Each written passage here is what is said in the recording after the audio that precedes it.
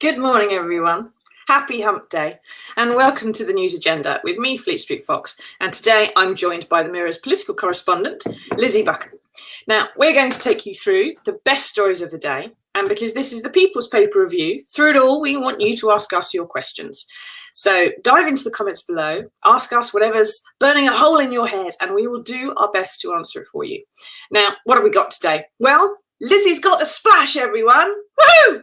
The Mirror front page today, it's a bad story, so we shouldn't cheer too much, but journalists get the splash, it's a good thing. So private contractors are profiting from poverty. So these are about low-income parents who qualify for free school meals for their children, and they've been posting pictures online of what they've got.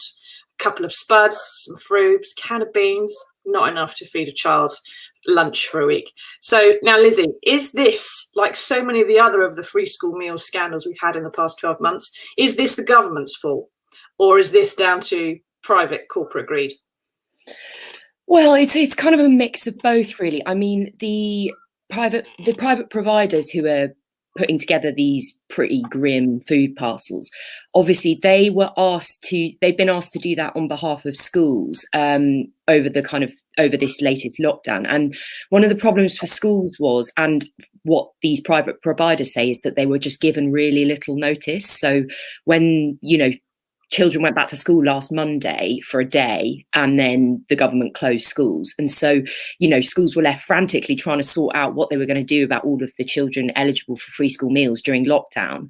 Because in the first lockdown, we had a national voucher scheme, but they just didn't have enough time to stand that up. And so schools were told to either basically use their own catering teams to put together food parcels for these kids, or to get outside suppliers. And so,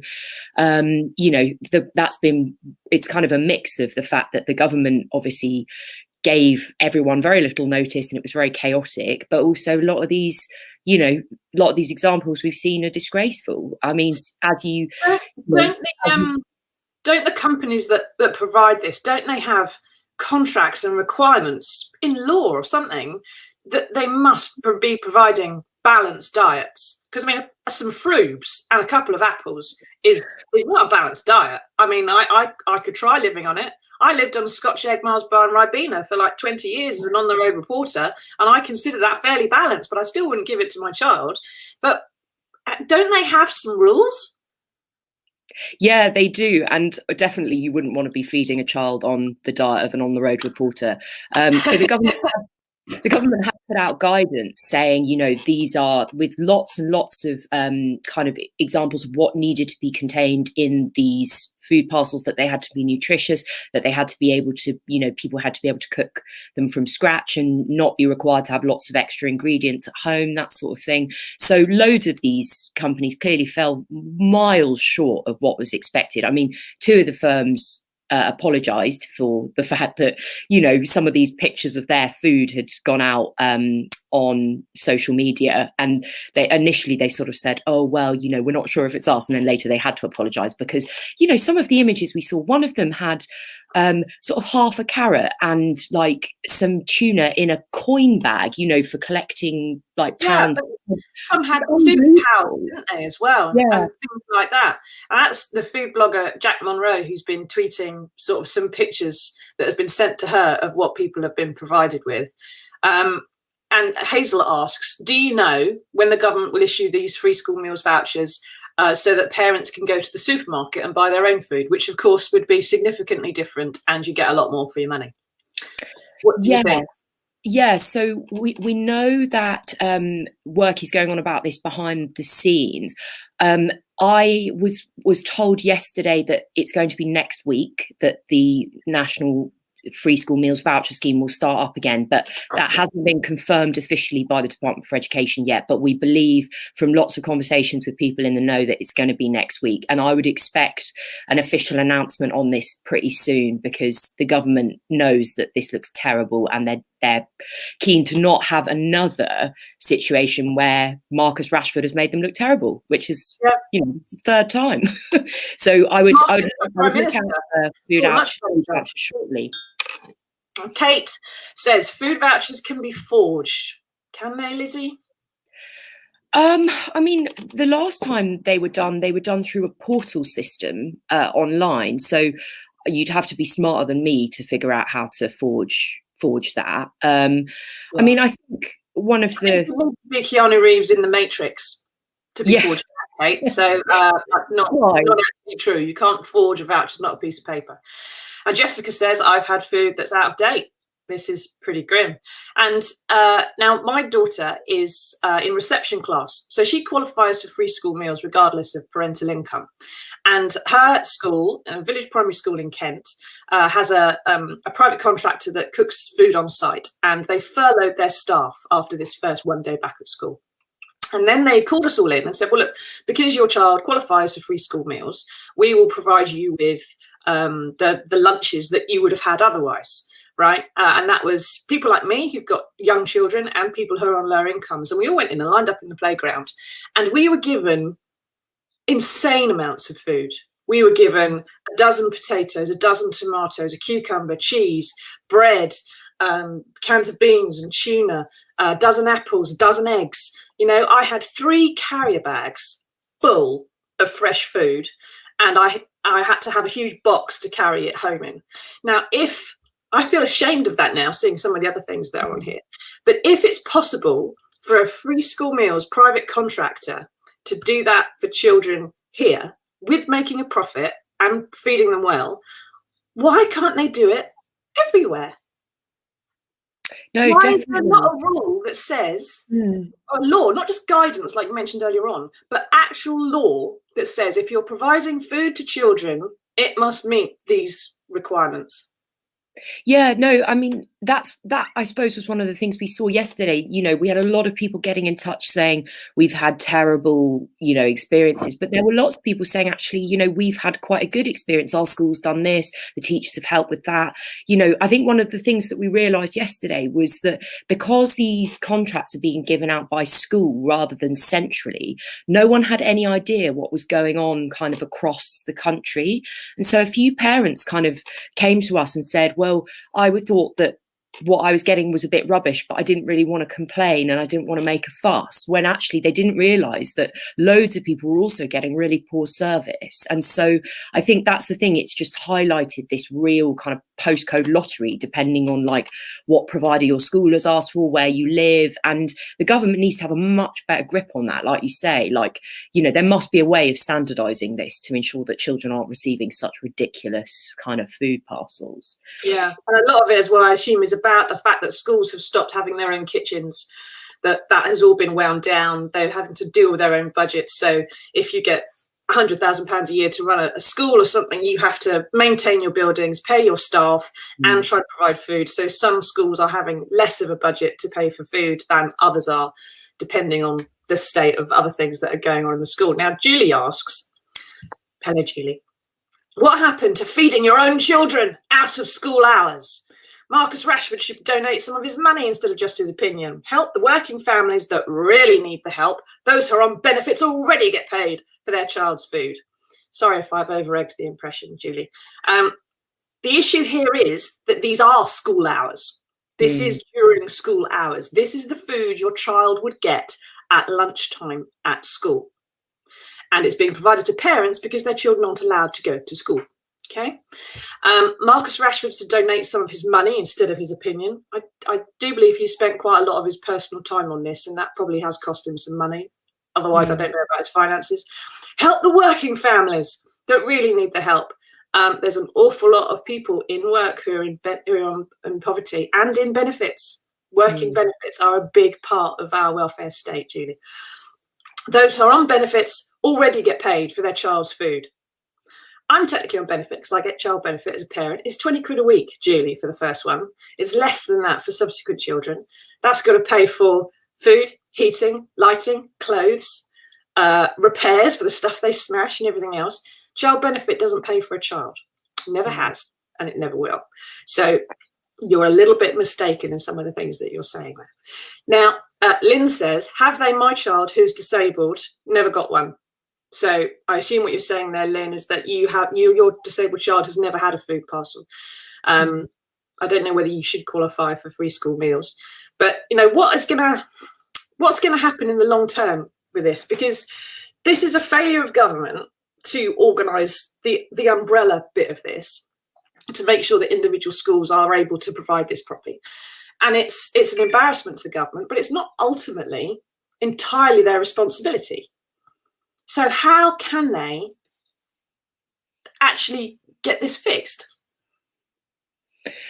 Well, I mean, you know, the government has shown during this pandemic that, you know, if you want to take control of things, you can. You know, you can question what their record has been on a lot of stuff, but, you know, they could decide if they wanted to standardize this. I think the problem is, a lot of the time, is that the government doesn't seem to be very eyes on this stuff. You know, they've obviously got a pandemic to deal with, and that's incredibly important. In saving life is obviously the most important thing. But this just seems to be another example of them not really paying proper attention to, you know, the basic fact of feeding children. And I don't think there's a lot of people in the country who disagree that giving poor children a good meal is a good thing. Like, I think that kind of goes across a lot of political divides. I think most people consider that to be the basic thing for a civilized society. And so I think, you know, the government clearly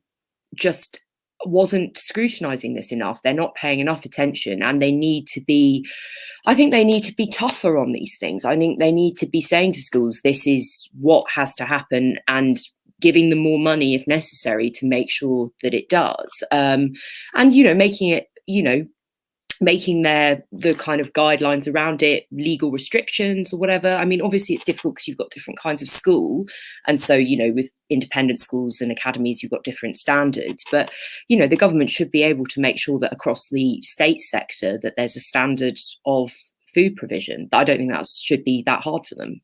No, something else Gavin Williamson hasn't been able to get his small brain round. Now, Lisa says, my son's autistic and has sensory issues along with allergies. He can't have dairy and is physically sick with fruit and veg. The only thing he could eat in his food hamper was bread. He only eats beige food of a certain texture. The school is aware of this. I would rather have had the vouchers. At least I can get him the food that he can eat. Something similar, almost, not really quite, but, you know, in my food parcel, Lisa, there was a bundle of rice. My daughter doesn't eat rice, you know, so I ended up having to have it with a meal, which is not what the food thing that was there was for. Leanne says, I'm the same. My boy's really bad sensory issues. He's under assessment for ASD and he wouldn't eat anything from the food hampers other than toast. So the vouchers would be ideal. I can get him the food he will actually eat. Otherwise it's pointless. Now, people who, like Julie earlier on, who object to feeding children because perhaps they don't have children or they don't think it matters too much.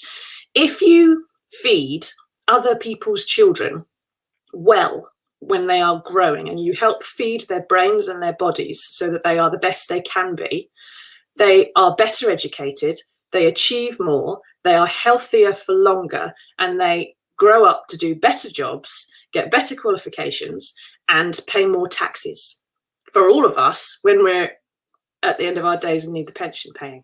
So it benefits everybody if other people's kids get an apple a day, fundamentally. Right, that's a basic issue. Now, I hope vouchers for supermarkets don't let parents buy alcohol and cigarettes. No, Maureen, they can't. They are targeted for certain foods. You can't go in there and buy fags. It's not possible. If any Americans watching, that means cigarettes. Okay, and it would be very cynical, perhaps, Lizzy, to suggest that this is because the people in government have never had to worry about feeding their own children the right food, or in fact, perhaps never even cooked them a meal. Who knows? Well, you know, I think there is a question to be asked about that, because, you know, people who have experienced significant poverty in their lives and have known that real hunger, you know, it doesn't leave you. That kind of thing stays with you your whole life. And I think, you know, the idea that, like, I think looking at this, like what a number of our viewers are saying, and we've heard this a lot, is the problem. Like, giving these vouchers to people means that you're trusting parents to make the right choices for their children. You're trusting them to say, okay, my child doesn't eat this or has an allergy to that, but I'm going to get this thing that's going to work better. And, you know, you're not sort of thinking that they're going to do something cynical and spend it all on chocolate for themselves, whatever, because as if any parent would do that when their child is hungry. I think it's this idea that, like, sort of not understanding how difficult it is to feed a child on a very, very small amount of money, and thinking that, parents would kind of be frivolous about that, which I think it would be a very small minority of parents who would look around, if any, who would think, oh no, I'm going to waste this on something else. And it's this concern that someone else is on the take, and ultimately thinking that about each other means that these big corporations have the opportunity to be on the take and take more of the money. Now, Hayley points out it's not just about people on benefits, it's about children that have had parents who have always worked, now lost their jobs. Of course, that's fair. It's also about people who are still working but are on very low incomes, Amy. And it's also about children who are in the first couple of years of school, the year 1, year 2, reception, like my daughter, who they're away from their parents' food for the first time, and their brains and their bodies are just at the point they really need the right kind of nutrition, which will see them right for the rest of their lives. Being badly nourished as a child, for whatever reason, has massive lifelong impacts on a child's attainment and health, and demands on the health system and the welfare state and everything else. So it does make sense, really does. Thank you, Lizzy, for explaining all that. Now, keep asking us your questions. We want to answer whatever we can. If you've got anything you want to ask about school meals, get into the comments, because Lizzy is the expert. Now, we want to go to a story about masks. Another story about me. As I was driving back from school today, I went past one of the village shops, bakery as it happens, and there's big glass counters in there. And the bakery lady stood behind the counter, and there's a man in the shop without a mask on, right up next to the counter, exhaling whatever droplets and viruses he may have in his body straight into her face, about 2 foot away. And she was not able to pick him up and throw him out of the shop or make any demands. He didn't look like he was medically exempt from anything from me, but who knows? So here we have on page 6 and 7 in the Mirror, no mask, no shopping.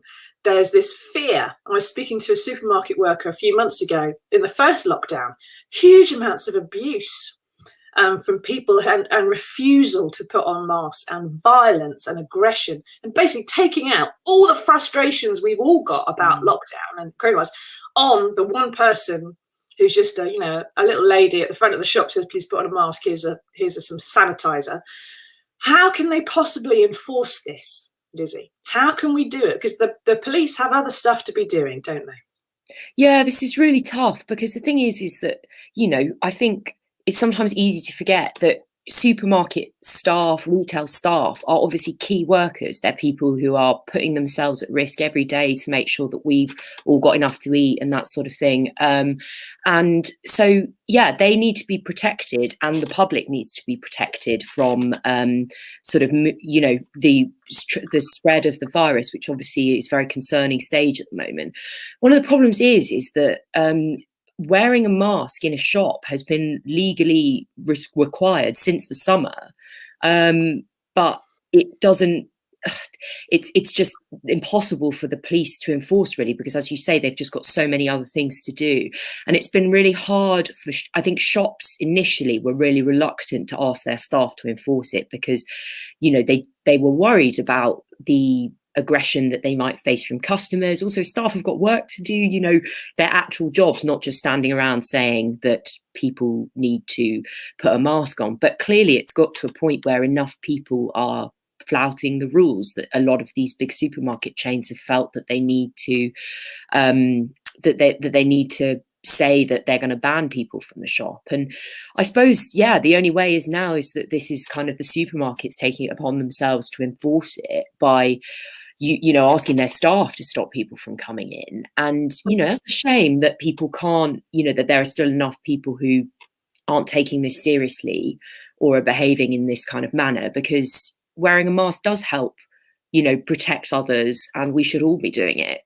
Yeah. Now, Lynn says, so annoying, I wear a face mask and I'm exempt, but I still wear one. Thank you, Lynn. And it's a sensible, decent thing to do. I remember a little while ago, I think at some point over the summer, I wandered into a shop having completely forgotten to put a mask on. It was sitting in the car, and a shop worker said, "Oi, mask!" and shouted at me quite aggressively. And I went, "Oh, damn, sorry, yes," and went back and got it. Now, how many people, most of us probably, are going to be oh yes, sorry, I know that's the rule, I forgot, whoops-a-daisy. Or I just left it at home, would you mind if I pop it in? I'll try not to sneeze, kind of thing. Yeah. But there are always going to be a minority, and we seem to have this aggression about it at the moment, who say, I don't want to, why should I, you can't make me. And I think this is because, it's just my theory, it's a lack of control. We don't have control over our immediate environments. We're not used to the situation we find ourselves in. We're being told what to do to the nth degree by the government, and it doesn't know what it's doing anyway. And so the one thing we can control is our reaction to it. And when someone asks us to do something and they're right in front of us and they're far easier to reach than Boris Johnson, we explode at them. That's what this minority seems to be doing. And Hayley says, surely security can make it the same as no entry to a pub or club if you're wearing trainers and so on. It's a term of entry to private property. It is private property, Hayley, but I think I'm right, Lizzie, in saying that because supermarkets are considered to be providing an essential service, the government is not really going to look too kindly on, treating it as private property, if you like, in terms of banning people from coming in. People still have to get their food, even if they're aggressive lunatics, don't they? Yeah, I mean, I think that it kind of depends on the shop, really, because you do have some larger supermarkets that have door staff or people there who are kind of monitoring the queues and things like that. So, people who are asking people to social distance in the queue outside the supermarket might be able to say, you just can't come in without your mask. So you could look at it doing it that way.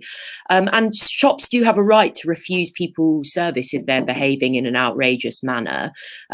So there's no, they can do that if people are being aggressive, but it is a difficult position for them to put in, because they're going to have to divert their resources towards making sure that people aren't flouting the rules, and they've got enough to do.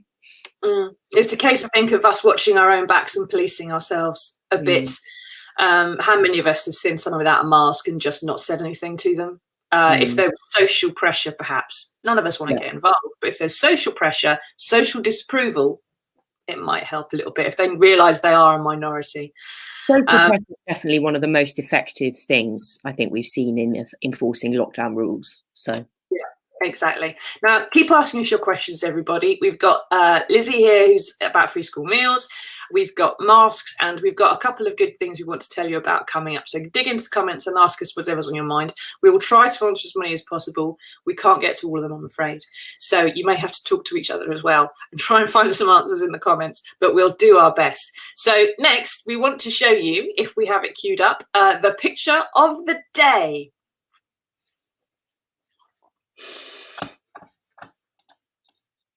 This is Gomer the poodle.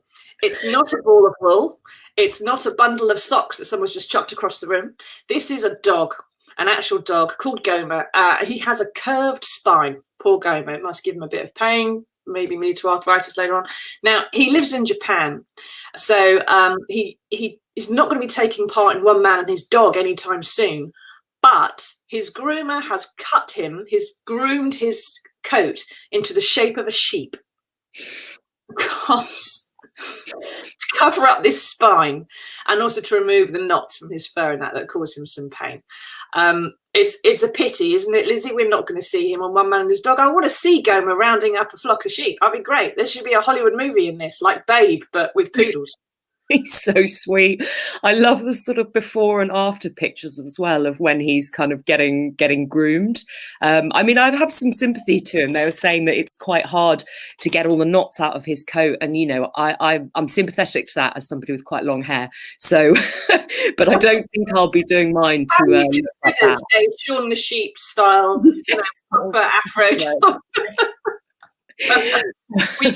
It's something we can all look forward to. I think the best thing I like about this is the look on his face. All 4 feet off the ground, absolutely, the tongue half askew, belting along. I think it's absolutely fantastic. Well done, Gomer. It's cheered us right up. But we have something even better for you. Trumpets, please, because we have some good news.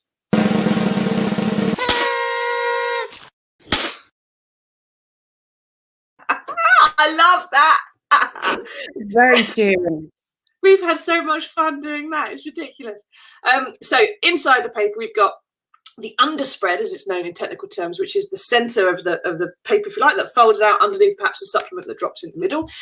What's going to be coming up in 2021? Now, it's been a bit rough so far this year, let's face it. No New Year's Eve, an attack and assault on democracy, police officers being beaten dead, starving children. But there are some things coming up which it's worth looking forward to. And you, no matter what your tastes are, you would find something in this double page spread to cheer you up and look forward to. I'm looking forward particularly to Top Gun 2 that's coming out in the summer. 35 years on, Maverick is back, and he won't have looked like he's aged a day. Obviously, which is a great shame. But I can't wait. That's going to be proper amazing, as is maybe sitting in a cinema, eating popcorn, being annoyed at other people crunching their crisps and coughing and stuff. Now, what did you find in there, Lizzie, that you were looking forward to? Oh, I agree. I missed the cinema. I think I only went once in like January 2020. So it's been a long time. And the new Bond, obviously delayed. We're all waiting to see that. But I mean, the one that immediately caught my eye, travel. I would love a holiday. The idea of going somewhere sunny and just being able to relax is very, very appealing. So yeah, that's definitely, if we're lucky and if we get to a point in the summer, you know, when we're allowed, I will be definitely looking for a cheap break. Yeah, and as the Mirror's travel editor Nigel Nelson, not Nigel Nelson, that's the political guy, Nigel Thompson points out in his little travel piece there, you're going to have some really good bargains coming up on your holidays. So if you get to have some time off, if you can afford a break, it's going to be pretty cheap compared to what it would have been. Of course, who knows what the travel insurance would be like, because they've had some fun for the past 12 months. But there's some new cars, e-cars and so on that are on the road, and a whole bunch of other things. Have a look at the paper today and see if you can find something in that spread to cheer you up. Now, Gina asks, I'm getting a letter from the government. I've got to shield until the 21st of February, and I've got nobody to get my medication. And Gina, I think I'm right in saying if you can speak to your doctor's surgery or your pharmacy, wherever you normally get your medication from, they can arrange deliveries for you if you've got a letter from the government. So get on the phone to them and try to sort it out. I don't know if you've got family near you as well or neighbours that can help, but do not sit there and just think you can't get it, because someone will arrange to have that delivered to you, your pharmacy or your doctor's surgery, okay? Wherever it is that you get your prescriptions normally will do that for you, so don't worry too much. Now, Valentina, hello, I lived in Italy for the first quarantine over there. If you don't have a mask, you can't go in any shop, supermarket, etc. Do you know what, though, about Italy? It's great. In supermarkets, you're not supposed to, all the loose fruit and veg, you're not supposed to touch it. It's socially unacceptable to touch that. You have to put your hand in the plastic bag and then pick it up. Anyone who doesn't do that in Italy is just shunned. And that's it. We should all be more Italian. There are police officers patrolling all over, checking if people are walking around without one, and who does get stopped, gets fined straight away. I do really think we should be this strict over here, or this will never end. We've taken the summer off, haven't we, Lizzie? That's the trouble. We relaxed. And, we believed Boris Johnson saying it would all be over by Christmas. Yeah, I think, I mean, that's what they're saying about police in Italy is, you know, our attitude at the moment is that police officers will firstly speak to somebody and kind of ask them what they're doing and then warn them that they're breaking the rules and then possibly issue a fine. So we've got a different kind of lead up to, you know, how much we fine people. And the government talks a big game about how they want to get tough on everything, but they are actually not being as tough as other countries in terms of fining people. So that's certainly something we could look at if they, you know, they think that compliance is still bad. But I think it's too early to tell really for this lockdown. Yeah, and it's worth bearing in mind, unfortunately, even during the Second World War, when there are fleets of Luftwaffe overhead looking for every light possible to drop a bomb on, people still needed a village warden or something to go around and say, put that light out, so they didn't get bombed. And you actually knew you were getting bombed, and you could hear the bombs, and they still didn't care about getting bombed. So when you can't see something like a virus, people are equally stupid, and it's just as bad. Anyway, let's all think about Top Gun 2. It's round the corner. We'll get there in the end. I'm sure we will. We'll stick to it and keep our masks on. Thank you for joining me, Lizzy. Thanks for watching, everybody. Wear your masks. Bye-bye.